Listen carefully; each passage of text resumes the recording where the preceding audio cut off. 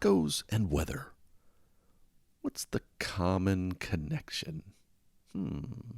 Welcome to What Is It About the Weather podcast, where we explore the many ways that weather intertwines itself into our lives. I'm your host, Mark Shalonic, and this week we're going to be talking about that common connection. Now, you may have had a different one in mind. Mine specifically is going to be about drones, and we'll get there.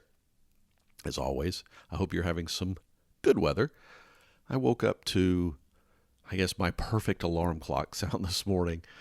Thunderstorm. So I was pleased with that. But my week ahead, well, I don't think it's going to be so lucky. I've got a few more thunderstorms coming in, but then I'm going to be in heat wave mania, like many of us are around the globe. It's a toaster out there.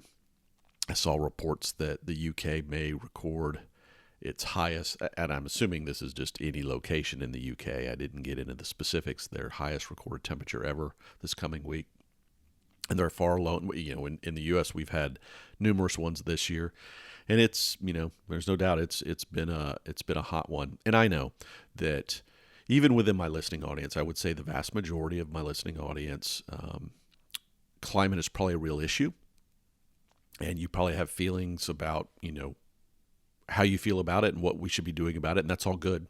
And I would also say that in the grand scheme of things, I don't really consider myself a climatologist. When I get involved in climate timescale stuff, I tend to be involved more on the data side and pulling together the data sets, and I count on other people because, usually when I'm working on reports or stuff, it's a team-based effort. And I count on other people to look at the scientific components, both the natural elements, which they're real, and you can't just throw those out the window, as well as the man-made component. And yes, people have asked me before, do I believe that man is impacting the planet? Sure, I do believe that. But I also think it's very prudent to understand what we do and don't know and how our decision processes work. So hopefully we'll continue to get smarter about that. Hopefully we'll make good decisions as a populace. I know we tend in this politically charged era to not always do that. We're not always thinking. The challenge with climate, and I think this is what people lose sight of sometimes, is there are certain things where you've got to think ahead a long period of time. And in the world we live in now, if politics are swaying as much as they seem to be from administration to administration and from country to country, sometimes it can be hard to drive a consensus that's logical and helpful. Right. And I'm just hopeful that we all get there. And again, how much of this year is natural versus man-made? It's not always an answer that's easy. You'll hear a news story and you think it's easy to answer, but it's not always as simple as what you see on the surface. But no matter how you look at it, no matter how you slice it, it is a toaster out there. And all of you that are listening and those that you care about, remember to check on them. We're, technically in what would usually be the hottest month of the year anyways, as we talked about earlier in the year. There's some areas like that have monsoon that kind of cool it off in areas like India and Pakistan and other areas that have the benefits of those rains, although I'm still not sure hot and humid's all that much more enjoyable. But it's been hot throughout the year, and I'm sure that this year is going to go down as probably one of the hottest on record, if not the hottest on record sort of thing. So in the meantime, the logical course of action in the short term for all of us is, if you're going out, stay hydrated, try to avoid the heat of the day, do your best to stay cool.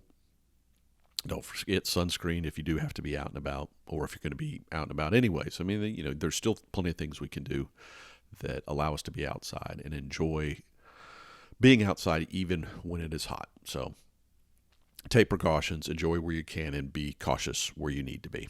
All right. I wish I was getting more thunderstorms. I get back to that. I think an alarm clock with lightning. No, I'd probably sleep right through that. Any case, one other thing I wanted to add that's more of an administrative thing before we get on to the topic of drones is I occasionally get emails about, I was trying to listen to this episode and I had a challenge or that. I don't get a lot of them. I guess I'm hopeful that means that I do most of the stuff right. I saw again not too long ago that the Apple feed missed an episode. And, some people are going to go, well, maybe he just didn't record this week. And that's fine. You can put that down in the process of how you're going to deal with it. And so for some people, it just doesn't matter, and I get that. But don't ever feel like you can't send me a message. We often find that, I think we all do, that problems we're having can easily be solved with a reboot or restarting a device, and everything seems to work out. And that's the reality of technology, quite frankly, is it's neither the producer's problem nor, quite frankly, some people would call that on the user's end. I don't, because just because it's on my device or in my home, that doesn't necessarily make it, yes, it's going to be classified as being in my realm of being in charge of those things. But the problem can be so many different things. It can be operating systems, the hardware itself, whatever. But if you see a missing episode, or if you run into a challenge playing back something or anything, don't ever hesitate to send me an email. I'm glad to look into those things. Like I said, I don't get a lot of them.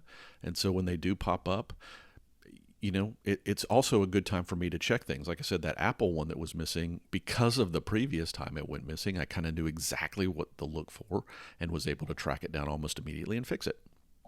And most weeks I check all those things in the process, but because the check process takes time as well, some weeks I just assume that if one thing's looking okay, that the other 5 that I might sometimes look at are okay, and every now and then they're not, right? So again, let me know. whatisabouttheweather@gmail.com. You can also hit me up on Twitter, Mark_Jelinek, or What Is It About the Weather on Twitter as well. Those are the 2 probably easiest groupings to get hold of me. And of course, I'd much rather hear about your weather stories than about any problems you might be having getting to the podcast. But I'm also always glad to fix any problems that do arise. So again, just don't hesitate.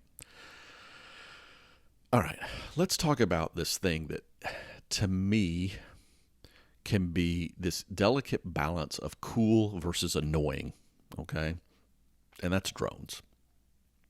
And when I talk about drones in that context, and I think what we all do, we talk probably more about what I would consider the modern drones, which are these 4 propeller-bladed devices that go up in the sky and do all sorts of things, okay? And I do have one. Someone bought one for me. I've actually gotten 2 as gifts. The first one I got was what I would call more of a toy, and it took so much effort to try to control it and keep it in the air that I didn't get a chance to use it much because it was just hard to do. It required the operator to be exceptionally skilled, and again, it was a low-cost thing. It was fun. It was a neat introduction to the process. More recently, in the last couple of years, I've gotten one that is made by one of the big manufacturers that you really get to focus on what is it that you're trying to capture with the drone, right? It's not so much about the flying. It's about the setting this thing up with a camera and getting pictures and videos of different settings. And I will tell you, I enjoy it tremendously. Now, what's happened in the course of, let's say, the last 10 years is regulations for where and when you can fly drones have gone from virtually non-existent to almost nowhere can you legitimately do it. I mean, I live in a state where it's against the law to do it in any state lands at all, right? And this doesn't just mean state parks. This means, forest, any sort of land that is not kind of privately owned. And the states around me, it's more or less the same thing, not specifically. Now, that varies a lot here in the U.S., and I don't know what all the regulations are around the globe, but, in less populous areas, it seems to me that's an overkill. And even in some of the areas I'm in now, there's a state park near me. It's called Liberty State Park. And a lot of people go there. It's got a view of the Statue of Liberty, great views of New York City and the downtown area, so you can do great photos and all those sort of things. And quite frankly, one of the things I find most annoying is when I go there and there's these areas that set up great for sunset shots or whatever, and there's all these photographers that are just as much in the way as somebody who might fly a drone. But there's these areas, kind of grassy areas, where some of it's very used, some of it's dense, kind of where people have picnics and parties and stuff, and others are a little more open. And every so often I see people flying drones there, and it is technically illegal. Do I care? No. I mean, this is somebody who's just trying to understand how a drone works and that kind of stuff.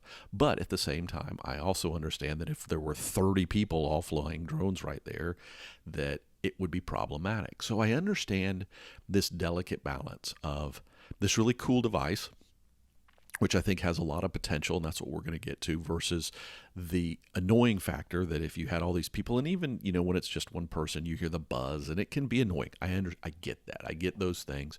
But I also live in an area where the area standards, a little bit of buzz is nothing compared to the traffic and the other noises that I hear on a regular basis. So I live in an area that you're kind of expected to be able to tolerate those things, but I know that's not the case everywhere if you live in a little small town. But if you live in a little small town, there's probably a lot fewer people with drones, and they're not buzzing them over your head anyway. So, again, it's all these trade-offs.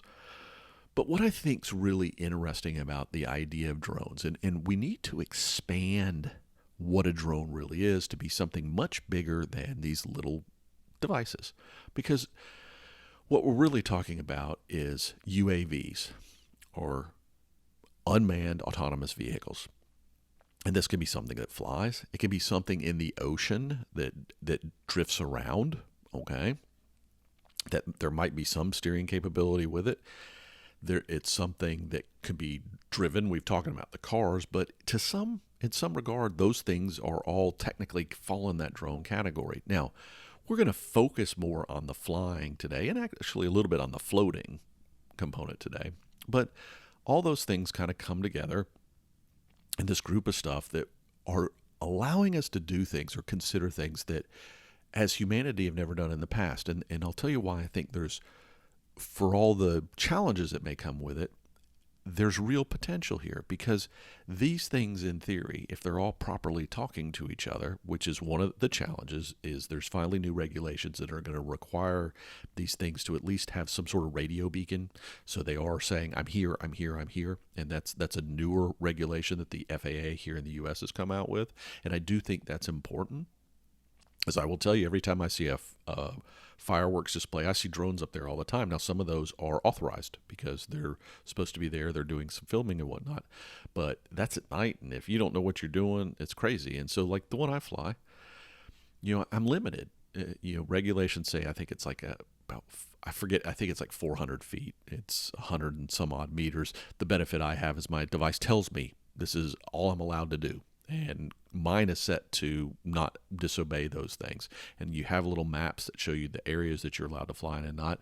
And sometimes they're not as up to date as they should be. But we've gotten to a point where the technology is where we ought to be able to figure out ways. These things ought to be more efficient.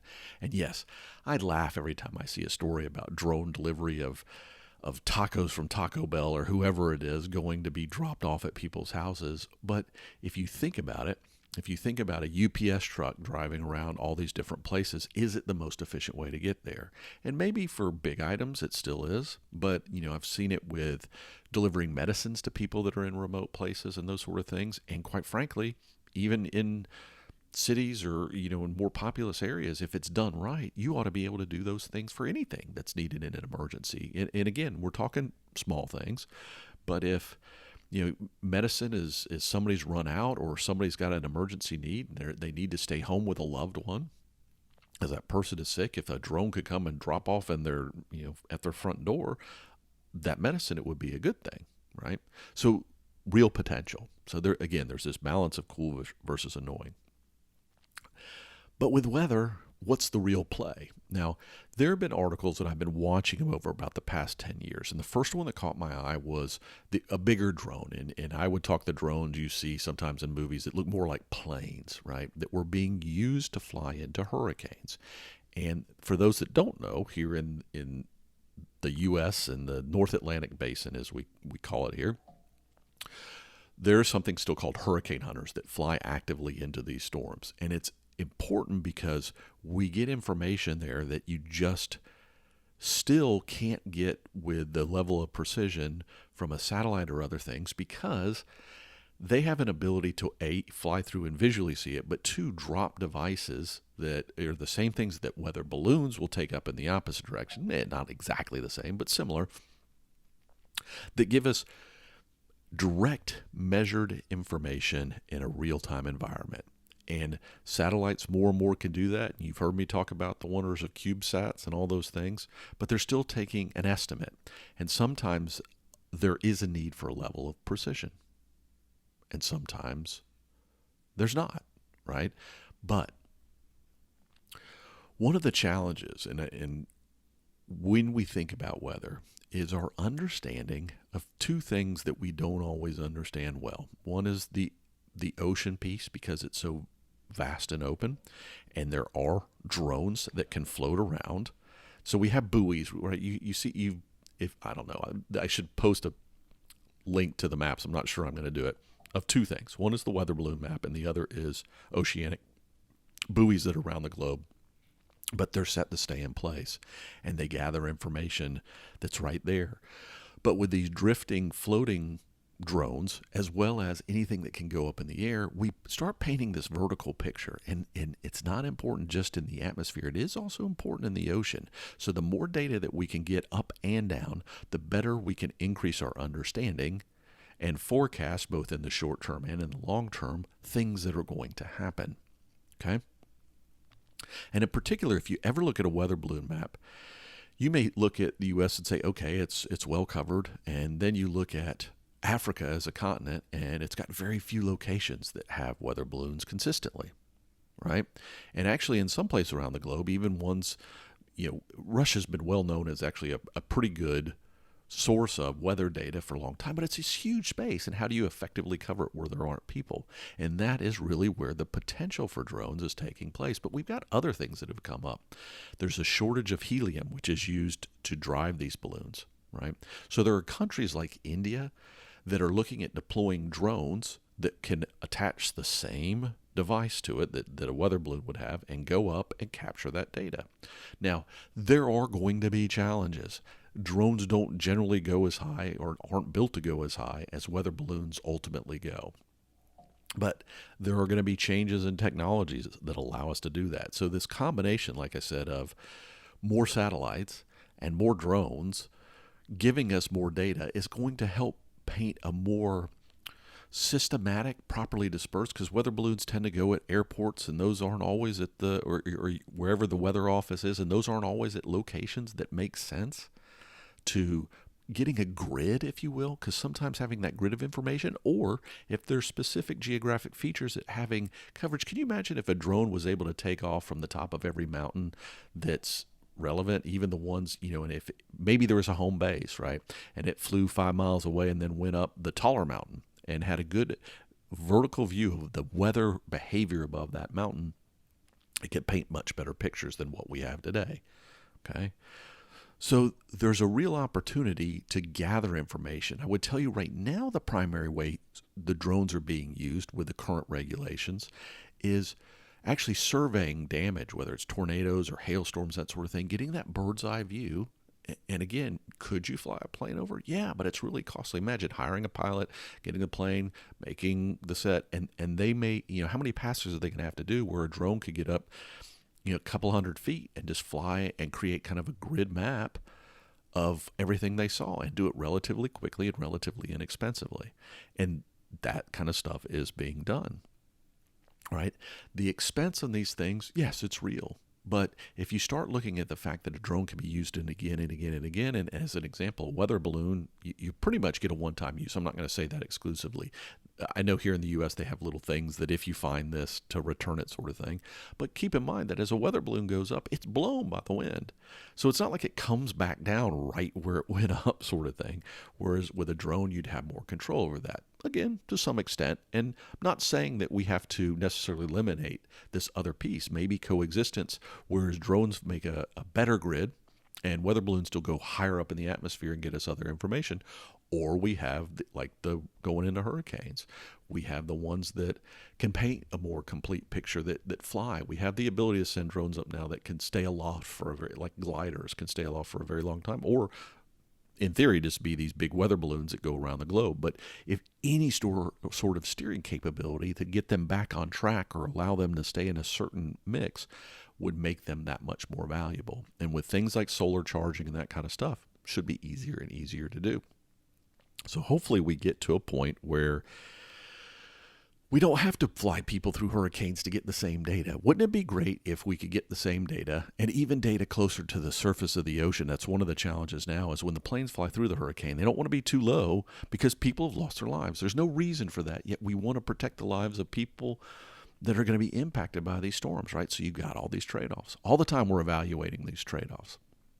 But for drone use, particularly in the air, and I'm guessing if we deploy more and more in the ocean, there's going to have to be some guidelines about how these things operate and how these things fly that are effective and don't overly disrupt, that work in coexistence with flight patterns and everything else. I know I keep hearing stories of friends that have lost days on their vacation this year because of all the challenges we already have with flight stuff going on. But there's a real opportunity here, right? And I think what's important as we evolve as societies is we constantly look at these technologies and go, yes, there's this negative thing, but what are the 10 positive things that come out of it, and put it within context. And we should do that with everything we do in life, right? Because there's no such thing as getting one thing, well, I shouldn't say no such thing, very seldom, getting something that's good without there being some sort of consequence. Right? And we got to weigh those things all the time. But I do think there's a real neat opportunity. I'm going to put a few links in the show notes that talk about and show how drones have come along in terms of their use in weather. Like I said, I see more and more stories in the last, let's say, 10 years about how these different autonomous devices are helping improve our understanding. And there was a case with one of these floating drones that a hurricane more or less went right over. It's the first time we ever had one of those. That these sort of things are very important to improving, as I even alluded to in the beginning, our understanding. Because the more we understand about the ocean atmosphere connection and how our weather works, because the globe is this huge place. And just imagine if ships, as they were going across the ocean, could have these drone launches every day.